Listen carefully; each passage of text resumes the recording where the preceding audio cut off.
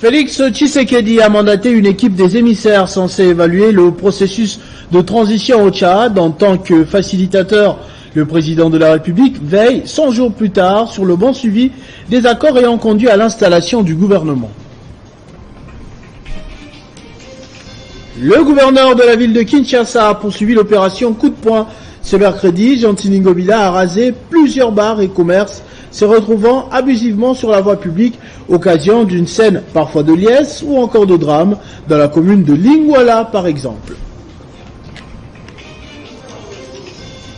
En santé, on va parler de ce terme technique, chirurgie thoracique, qui vient de sauver la vie d'une jeune fille au centre hospitalier Initiative Plus. Cette famille a vu une clé de la porte avalée par leur enfant il y a 2 ans être extraite grâce à une nouvelle technologie et des médecins qualifiés.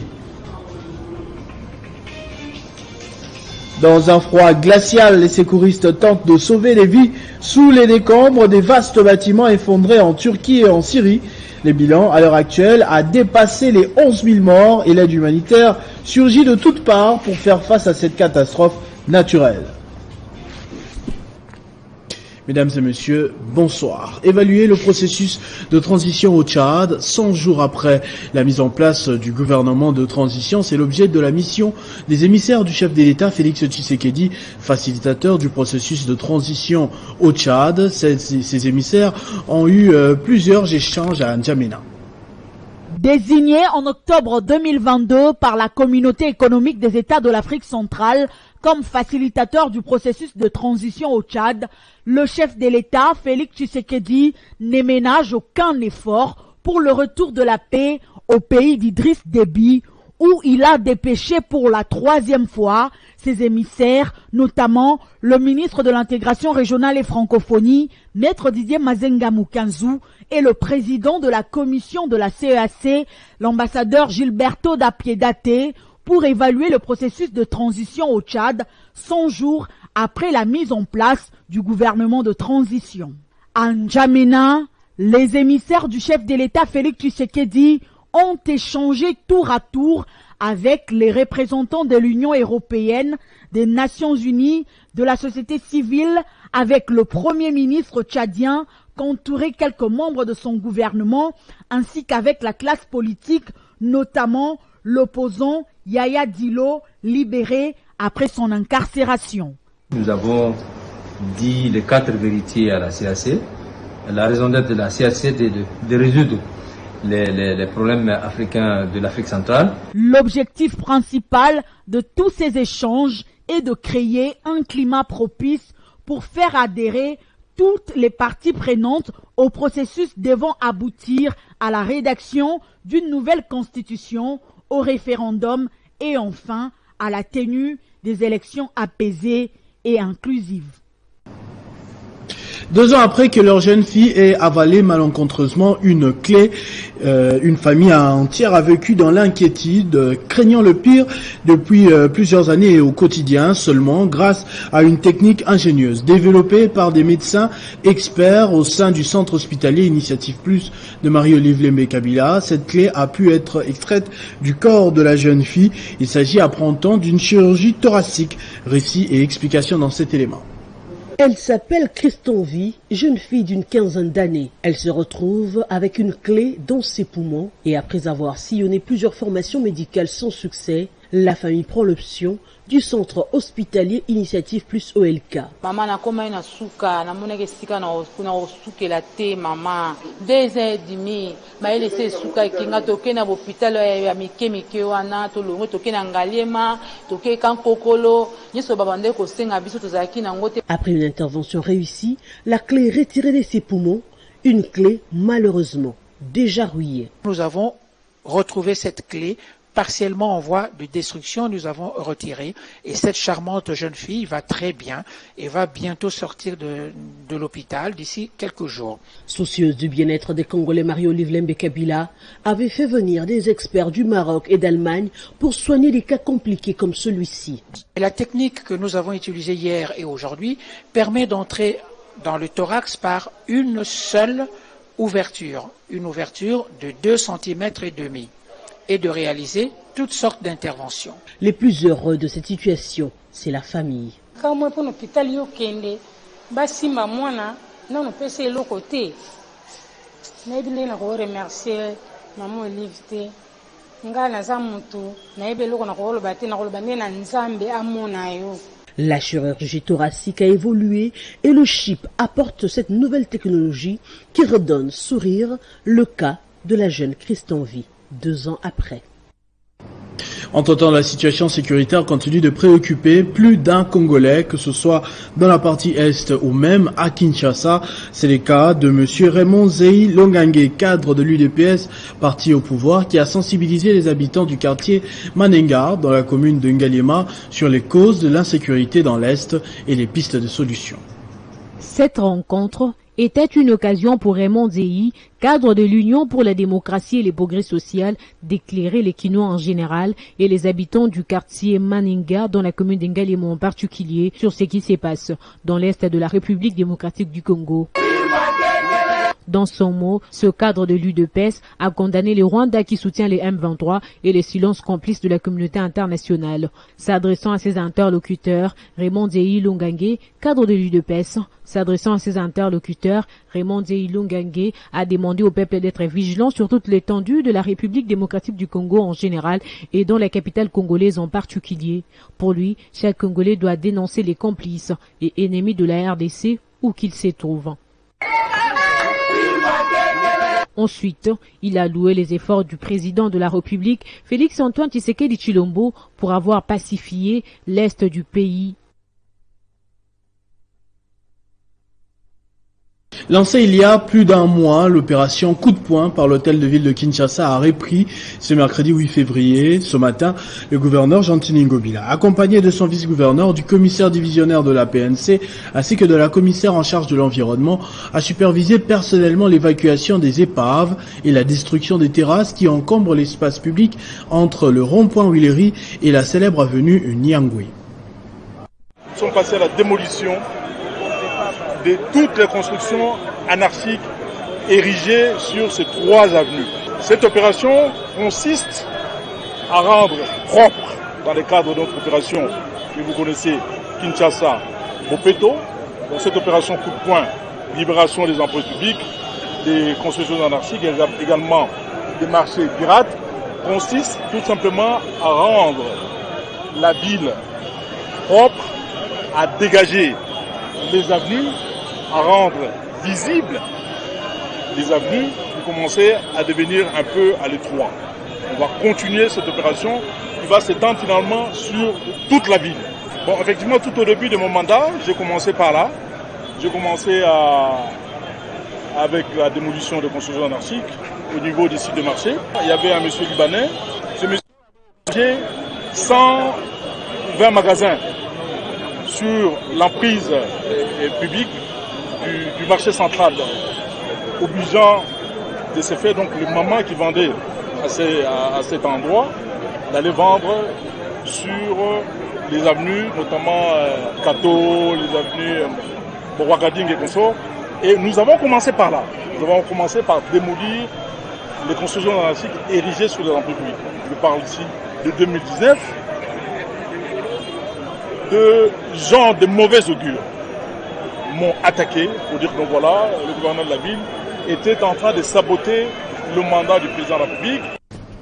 Au cours d'une conférence de presse tenue à Kinshasa ce mercredi, la Commission électorale nationale indépendante s'est dit satisfaite de l'opération de révision du fichier électoral, dite enrôlement et identification des électeurs. D'après son rapporteur, dans la première ère opérationnelle par exemple, près de 65% de personnes ont répondu présent déjà. Après la ronde dans plusieurs centres d'inscription, le constat est plus que positif au regard de l'engouement, a déclaré Patricia Nseya. Après la ronde dans plusieurs centres d'inscription, le constat est plus que positif au regard de l'engouement de la population et des statistiques actualisées à notre disposition. Les données que nous allons vous communiquer tout à l'heure sont provisoires. Le monitoring de la CENI jusqu'au 7 février 2023 dans la première ère opérationnelle renseigne ce qui suit. Province de l'Équateur, nombre d'enrôlés à ce jour, 614 932, province de Kinshasa, Nombre d'enrôlés à ce jour, 4 303 078, soit 73,87%. Congo central, nombre d'enrôlés à ce jour, 1 588 288. Province du Kwango, 732 799. Province du Kwilu, 1 583 006. Province de Maïndombe. Nombre d'enrôlés à ce jour, 630 414. Province de Mongala, 552 244. Province du Nord Ubangi, 566 120. Province du Sud Ubangi. Nombre d'enrôlés à ce jour, 1 95 443. Province de la Chuapa, 664 146, soit 70,73%. Une opération réussie notamment grâce à l'implication des leaders d'opinion tels que ce cadre de la FDC, M. Fiston Lukwebo Musengo, qui a rempli son devoir civique en se faisant enrôler comme électeur dans un centre de la CENI situé dans la commune de la Gombe et bien sûr accompagné par plusieurs personnes. Fiston Lukwebo Musengo, natif de la commune de la Gombe, était à cette occasion accompagné d'une foule immense composée des militants de l'AFDC. Brandissant les effigies et calicots, ces militants du parti cher à Modeste Bahati Lukwebo ont de manière spontanée rehaussé de leur présence à l'enrôlement des Fiston Lukwebo Musengo en guise de soutien indéfectible à cet homme dont les œuvres caritatives de sa structure sont très implantées au sein de la population. En sa qualité de coordonnateur de l'ONG Vous et Nous pour un Congo prospère, il a exhorté la population de la ville-province de Kinshasa à s'enrôler massivement. Ce dynamique cadre de l'AFDC a également condamné avec énergie l'agression rwandaise dans la partie est de notre pays. J'invite la population à emboîter les pas, à suivre, à s'enrôler massivement pour voter utile. Je ne pouvais pas clore mes propos sans pour autant montrer notre solidarité à nos compatriotes de l'Est qui croupissent dans la misère par rapport à l'agression qui est subie dans notre pays. Nous sommes là et nous sommes de cœur avec eux. Donc c'est en titre de notre solidarité que vous avez vu l'équipe qui m'accompagne à s'enrôler être en tout en blanc et c'est ça les messages que nous voulons passer. Face à la population, Fiston Lukwebo a insisté que cette carte donne le droit au vote et de voter utile lors des élections générales de décembre 2023.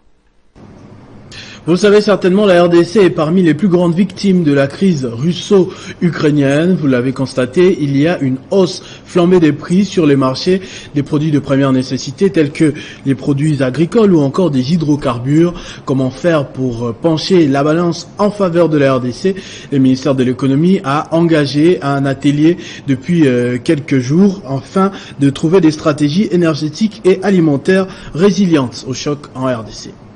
Comment sortir la RDC de la crise russo-ukrainienne dont les conséquences frappent plusieurs secteurs de l'économie congolaise, notamment les prix des produits agricoles et hydrocarbures? Question en examen au ministère de l'économie nationale qui chapeaute Nicolas Kazadi, d'où le quitus a été donné au secrétaire général Célestin Tuité pour le lancement de cet atelier d'études. Elle répond aux missions du ministère de l'économie nationale qui sont, entre autres, de réguler l'économie, notamment les prix des biens et services, mais également d'assurer et de garantir la régularité des approvisionnements des biens et services sur le marché intérieur. La dite étude résulte d'un processus institutionnel cohérent et minutieusement mené par le ministère de l'économie nationale en collaboration avec les autres ministères concernés directement. Ces assises basées sur l'étude d'impact socio-économique de la crise et le développement des stratégies résilientes seront menées par les cabinets de Congo Challenge. De voir comment est-ce que la RDC peut trouver des réponses pérennes, résilientes, pour que dans le futur, s'il y a un événement comme celui-là,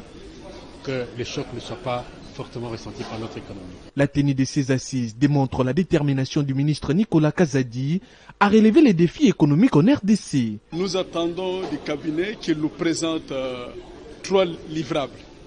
D'abord une étude d'impact solide. Nous attendons une stratégie de résilience pragmatique, de résilience énergétique. Il faut noter que cette étude bénéficie de l'accompagnement des agences des Nations Unies et les résultats seront présentés à l'issue d'un travail acharné et une série d'ateliers. Les innovations destinées à améliorer les systèmes de facturation, de consommation d'eau et d'électricité à charge de l'État grâce à sa numérisation, c'est l'une des conclusions de l'atelier sur la rationalisation des dépenses publiques liées aux charges communes d'eau et d'électricité des instances officielles. Ces travaux ont été clôturés par le ministre d'État en charge du budget, Aimé Boji Sangara.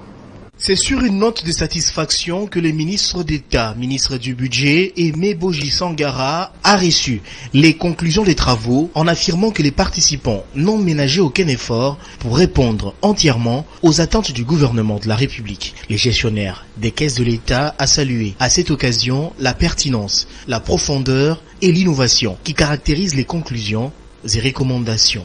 À l'issue de l'atelier, des recommandations pertinentes ont été faites sur des innovations qui permettront à la République de maîtriser cette dépense, mais aussi d'améliorer la desserte en eau et à l'électricité. Donc pour nous, c'est un pari gagné. Je vais donc présenter les recommandations et les résolutions au Conseil des ministres et nous allons, on espère dans un délai très bref, passer à l'étape de l'exécution puisqu'il s'agit d'une urgence. Parmi les recommandations formulées par les participants au terme de cet atelier, il faudrait noter l'adoption d'un nouveau cadre légal et réglementaire qui devra fixer les critères d'éligibilité aux charges communes et les modalités de rationalisation de cette catégorie des dépenses. Les innovations destinées à améliorer les systèmes de facturation des consommations d'eau et d'électricité à charge de l'État grâce à sa numérisation, les mécanismes innovants des paiements des factures des consommations d'eau et d'électricité à charge de l'État par l'émission d'un ordre de paiement permanent en faveur des entreprises prestataires. Évaluation globale de l'actualité politique de l'heure. Une délégation du bureau politique de la dynamique progressiste révolutionnaire DIPRO a été reçue par le président du Conseil national de suivi de l'accord CENSA. Conduite par son président, Constant Moutamba a échangé avec Joseph Olenga Nkoy autour du processus électoral dominé par l'actualisation du fichier électoral, mais aussi la guerre dans l'est du pays avec le groupe rebelle pro-rwandais du M23. Devant Joseph Olenga Nkoy, président du CENSA, ils sont venus déposer leur mémorandum. La dynamique progressiste, plateforme de l'opposition républicaine, a dans son mémo plaidé pour l'organisation des élections crédibles, apaisées et transparentes dans le délai constitutionnel. DIPRO a déposé un mémorandum qui contient sa position sur toutes ces trois questions. Il a rappelé par ailleurs qu'elle ne trouve aucune opportunité pour qu'il y ait dialogue autour de la question sur la récomposition de la CENI, car celui-ci aurait pour objectif de torpiller le processus électoral en cours. Nous sommes arc-boutés sur le fait qu'il faut avoir des élections dans le délai constitutionnel.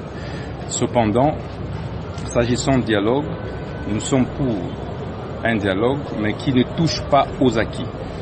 Nous considérons qu'à ce stade, la question de la récomposition de la CENI n'est plus à remettre en cause. Nous devons aller aux élections avec l'actuelle équipe de la CENI. Un échange qui ne pouvait pas faire abstraction de la question sécuritaire.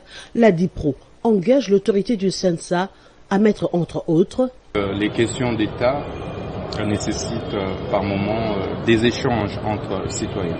Il revient aux Congolais de trouver une solution aux problèmes qui se posent dans tel ou tel secteur de la vie. La DIPRO reste déterminée à accompagner le processus électoral et on appelle à une conscience nationaliste pour sauver les acquis de la démocratie. Et on constatait les embouteillages monstres sur les grandes artères de la capitale. Le ministre intérimaire des Transports et Voies de Communication a créé un cadre de travail et réflexion élargi avec les représentants de la PNC, de la CNPR, du GET et de la Cour de cassation dans l'objectif de renforcer l'autorité de l'État dans la circulation routière. Les embouteillages à Kinshasa, un casse-tête pour les usagers. Une situation qui préoccupe au plus haut point le chef de l'État, Félix Tshisekedi, qui en a fait mention lors du 80e Conseil des ministres. C'est dans ces cadres que le ministre intérimaire des Transports, Marc Ekila, a créé un cadre de travail et de réflexion élargi avec les représentants de la PNC, de la CNPR et du GET et de la Cour de cassation dans l'objectif de renforcer l'autorité de l'État dans la circulation routière. Le colonel Kabamba de la PNC et l'inspecteur judiciaire de la Cour de cassation, Jean-Marc Mpinga, reviennent ici sur les rôles qui sera le leur dans cette lutte contre les embouteillages. nous qui avons, disons, la faculté de gérer la circulation, nous devons alors tout faire pour trouver des solutions durables dans l'organisation de la circulation, notamment comment éliminer les embouteillages que nous vivons au quotidien. L'absence de routes secondaires, la concentration des activités politiques et administratives au centre-ville, le non-respect du code de la route, les tracasseries routières ou encore la dégradation de certaines chaussées sont entre autres les causes profondes des embouteillages auxquels Marc Ekila se propose d'y remédier. Constater un désordre dans ces domaines-là, tout le monde se plaint, mais il n'y a personne qui prend des mesures. C'est ainsi que lui, en tant que gestionnaire de ce ministère, il a estimé qu'il fallait impliquer le parquet. Ce cadre de travail sera élargi aux conducteurs et autres usagers de la route pour des solutions structurelles durables. Propos discourtois à l'égard du conseiller du chef de l'État, Dani Banza. Les autorités traditionnelles du Haut-Katanga, Lualaba et Olomami montent au créneau pour condamner ce qu'ils qualifient de laboratoire politique pour nuire en la personne de ce digne fils du Grand Katanga à l'approche des élections. On retrouve ici le chef Sandukundu de Sandoa, Kaponda du Haut-Katanga, chef Chindaika Kimba de Kabondo pour ne citer que cela. Les autorités traditionnelles de l'espace Grand Katanga, dont celle du Katanga, Lualaba ainsi que le nord dans le Haut-Lomami, montent au créneau et dénoncent les propos dénigrants à l'égard de l'ambassadeur Dani Banza Maloba, conseiller du chef de l'État en intégration régionale. Certains de nos compatriotes se permettent de tenir des propos dénigrants, discourtois, désobligeants, injurieux, provocateurs et irrespectueux à l'endroit de notre digne fils Dani Banza Maloba, en qui son Excellence Monsieur le Président de la République a une fois de plus placé sa confiance, ainsi que d'autres dignes fils du Katanga. Des laboratoires politiques qui fonctionnent pour les nuire en cette année électorale, notent les chefs coutumiers membres de l'Alliance des autorités traditionnelles de l'espace Grand Katanga. Nous savons que des laboratoires politiques fonctionnent à plein régime pour chercher à nuire notre fils, surtout pendant cette année électorale. Nous nous insurgeons contre cette façon de faire et mettons en garde tous les tireurs de ficelles. Trop, c'est trop. Le Katanga a déjà beaucoup pleuré ses leaders. Nous appelons les uns et les autres à la retenue et surtout à développer la culture de la considération et du respect. Voilà pourquoi insiste-t-il qu'il est impérieux d'aider le président de la République dans l'unité et non dans le dénigrement des autres personnalités. L'heure n'est pas à la distraction, tous avons l'obligation de travailler pour faire élire le chef de l'État, ont-ils poursuivi. La succession Mobutu sollicite l'implication des autorités pour avoir accès à sa concession 6 numéro 6359 dans la commune de Kalamou, aujourd'hui spoliée par des personnes sans documents sous prétexte d'avoir acheté cette concession auprès du ministre des Affaires sociales, Action humanitaire et Solidarité nationale. Pas d'intox ni confusion, la concession portant les numéros 6359 du plan cadastral de la commune de Kalamou est une propriété privée de la succession Mobutu, mais aujourd'hui s'y jette à une confusion émanant de certaines personnes mal intentionnées et qui l'ont vendue auprès d'un sujet libanais, induisant en erreur le ministre des Affaires sociales. Pour la petite histoire, après la mort de l'ex-première dame d'Isaïr, le 22 octobre 1977, une structure en sa mémoire fut créée par ordonnance présidentielle afin de perpétuer ses œuvres sociales et se fit la fondation Maman Mobutu, organe public à caractère social et administratif. En 1989, la famille a sollicité et obtenu du président de la République la dissociation à toute fin utile entre l'État zaïrois, représenté par le département des affaires sociales et la fondation Marie-Antoinette, dite fondation Mobutu, bénéficiant de ces faits une autonomie administrative et devenant un patrimoine propre différent de celui de l'État zaïrois. État des droits oblige, la succession Mobutu dit ne pas comprendre pourquoi elle a du mal à accéder à son bien présenté aujourd'hui comme appartenant à l'État. Elle sollicite l'implication des autorités compétentes pour entrer en possession de sa concession acquise en bonne et due forme. Le port Matadi Gatoué Terminal MGT vient de s'enrichir des nouvelles grues mobiles destinées à l'accroissement de la productivité de son terminal. Le déchargement de ces équipements a eu lieu mardi 7 février 2023. C'est dans le cadre de son point d'investissement destiné à financer la modernisation de son terminal, tant au niveau des infrastructures que des équipements, que le port ultramoderne Matadi Gateway Terminal MGT vient d'acquérir 4 nouvelles grues mobiles dont le déchargement s'est effectué ce mardi. Acquises pour la manutention des conteneurs au niveau du parc, ces grues mobiles se démarquent des anciennes par leur productivité, leur vitesse et leur manipulation plus rapide et plus sûre. Elles sont des grues beaucoup plus dynamiques que les anciennes qu'on a.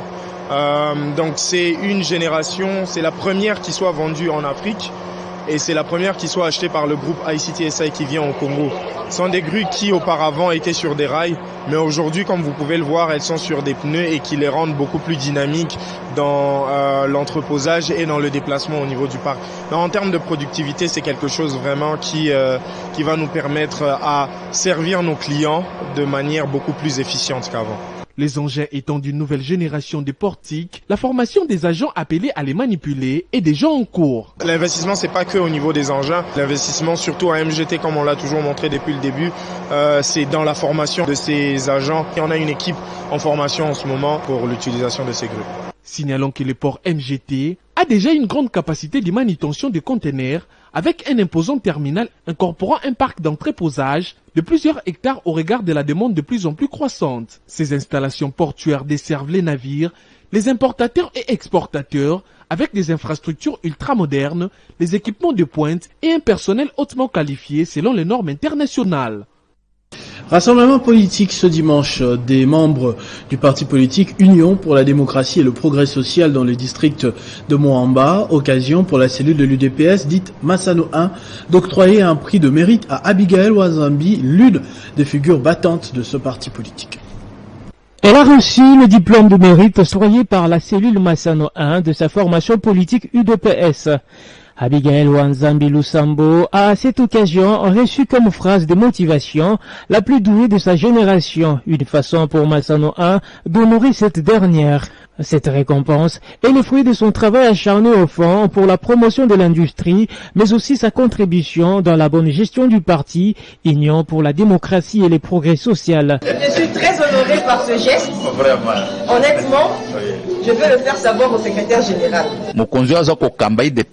Na évolution tozana yango, c'est pourquoi na lingaki na remettre po ezala symbole ya reconnaissance ya misalo ya zosala. Ekoya na selile na biso yo alinga loba tena ko koma kono ndenga ye, c'est pourquoi cadeau ezalaki réservé pour na honorer. Très ému par ses prix de mérite, Abigail Wanzambi, affectueusement appelée la crème intellectuelle de l'UDPS, a remercié ses camarades du parti pour la collectivité dans le travail, mais aussi ses couronnements. J'ai un sentiment de grande joie et de reconnaissance envers la cellule Massano 1 qui a pensé me donner ce cadeau.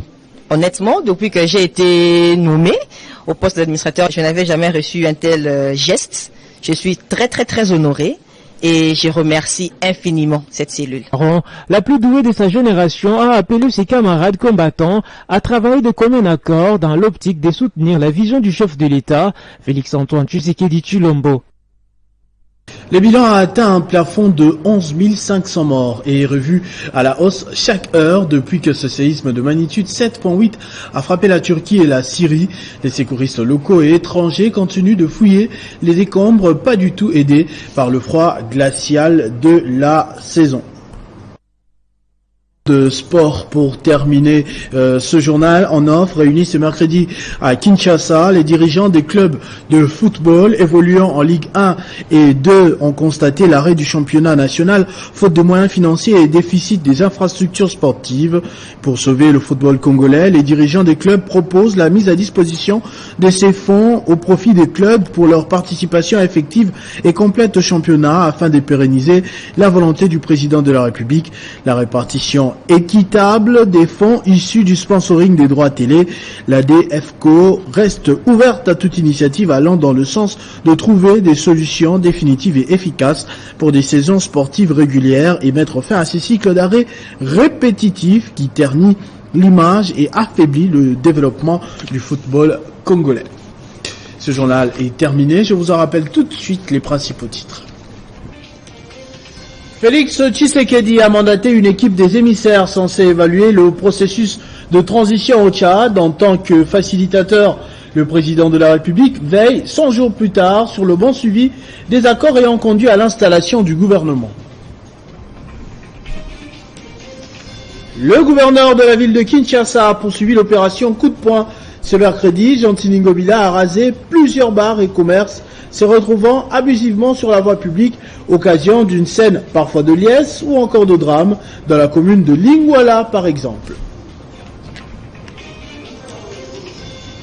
En santé, on va parler de ce terme technique, chirurgie thoracique, qui vient de sauver la vie d'une jeune fille au centre hospitalier Initiative Plus. Cette famille a vu une clé de la porte avalée par leur enfant il y a 2 ans être extraite grâce à une nouvelle technologie et des médecins qualifiés.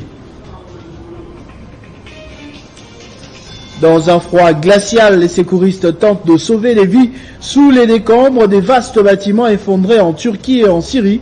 Les bilans, à l'heure actuelle, a dépassé les 11 000 morts et l'aide humanitaire surgit de toutes parts pour faire face à cette catastrophe naturelle. À tous et à toutes, merci de votre attention soutenue. Restez fidèles au programme de votre chaîne Télé 50. Vivez heureux, vivez 100 ans, mesdames et messieurs.